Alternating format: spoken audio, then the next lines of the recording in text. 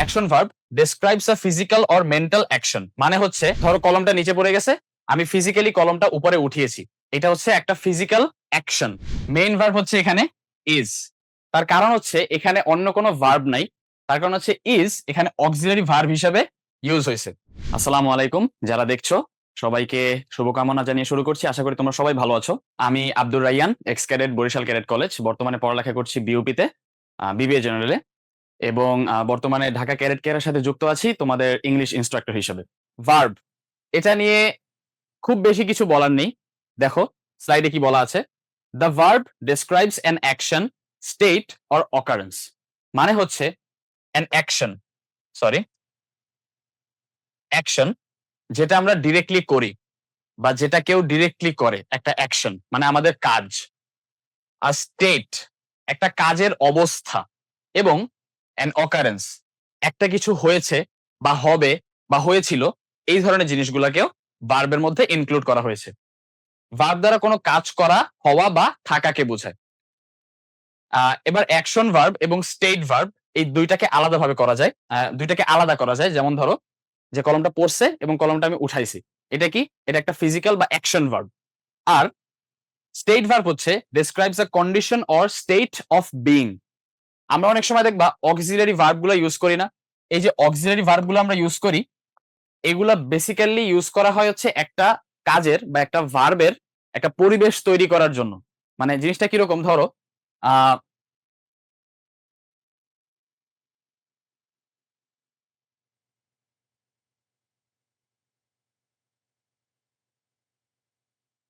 Good boy, Rahim is a good boy. এখানে তোমরা কেউ বলতে পারবা যে মেইন ভার্ব কোনটা? হ্যাঁ, কিন্তু যদি এটা হইতো যে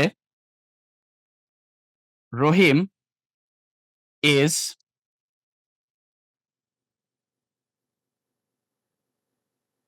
ডুইং দ্য ওয়ার্ক, এখানে ভার্ব কোনটা? ডুইং। কিন্তু যদি আমি এটা না বলে বলতাম রহিম ডুইং দ্য ওয়ার্ক, তাহলে ইজ এর জিনিসটা কি সুন্দর হইতো? হইতো না, জিনিসটা গ্রামাটিক্যালিও কারেক্ট হইতো না। তো এখানে ইজ, ইজ হচ্ছে আমাদের যে ডুইং, যে মেইন ভার্বটা, এই মেইন ভার্বটা বসানোর জন্য একটা সুন্দর পরিবেশ তৈরি করছে সেন্টেন্সটার মধ্যে, যাতে আমরা মেইন ভার্বটা বসাইতে পারি। ঠিক আছে? আচ্ছা, তো ভার্বের এখানে কিছু সুন্দর সিম্পল উদাহরণ দেওয়া আছে। দেখো, দ্য উইন্ড ব্লিউ স্ট্রংলি, বাতাস ব্লিউ, ব্লিউ মানে কি? এই যে বাতাস চলে যাচ্ছে, ওরা, এটাকে বলা হচ্ছে ব্লিউ। তো ব্লিউ এটা কি? এটা একটা ভার্ব, উড়ে যাচ্ছে বা চলতেছে বা প্রবাহ হচ্ছে, এটা কি? একটা ভার্ব। পরের সেন্টেন্সে দেখো, শি সিমস টায়ার্ড। এই যে একটু আগে আমরা বলেছিলাম যে describes a condition or state of being, মানে হচ্ছে শি সিমস টায়ার্ড। ধরো কেউ একজন বসে আছে, তাকে দেখে মনে হচ্ছে যে সে অনেক টায়ার্ড।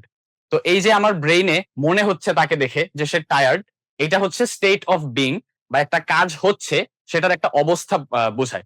তেমনি ভাবে এই যে সিমস, এটাও কিন্তু একটা অবস্থা বুঝাইছে, যে তাকে দেখে মনে হচ্ছে টায়ার্ড। এটা আমার একটা চিন্তার অবস্থা বা আমার কাজের অবস্থা। এই জন্য এখানে সিমস কি? এটাও একটা ভার্ব। এবং দেখো এখানে যে স্টেট লেখা আছে, এটা একটা অবস্থা বুঝাইছে। পরের সেন্টেন্সটায়, they have finished the project. এখানে হ্যাভ এবং ফিনিশড দুইটাই একসাথে একটা ভার্বের কাজ করছে। তারপর সেন্টেন্সটায়, আই নো দ্য আনসার। এই যে নো, জানা। ধরো আমি একটা কিছু জানি, এটা কি ডিরেক্ট কোনো কাজের মধ্যে পড়ে?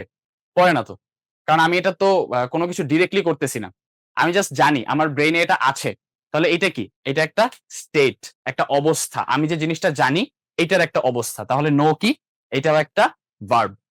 এবং লাস্টলি, হ্যাভিং ফেইলড হি ট্রাই অ্যাগেন। এটার বাংলা অর্থ হচ্ছে ফেল করার পরেও সে আবারও চেষ্টা করলো। তার মানে হ্যাভিং ফেইলড মানে সে ফেল করছে, সে করে ফেলছে অলরেডি, এটা একটা ভার্ব। হি ট্রাইড অ্যাগেন, এবং সে আবারও চেষ্টা করছে, এটাও আরেকটা ভার্ব। তাহলে এখানে দুইটা ভার্ব, হ্যাভিং ফেইলড এবং ট্রাইড। আশা করি তোমরা বুঝতে পেরেছো।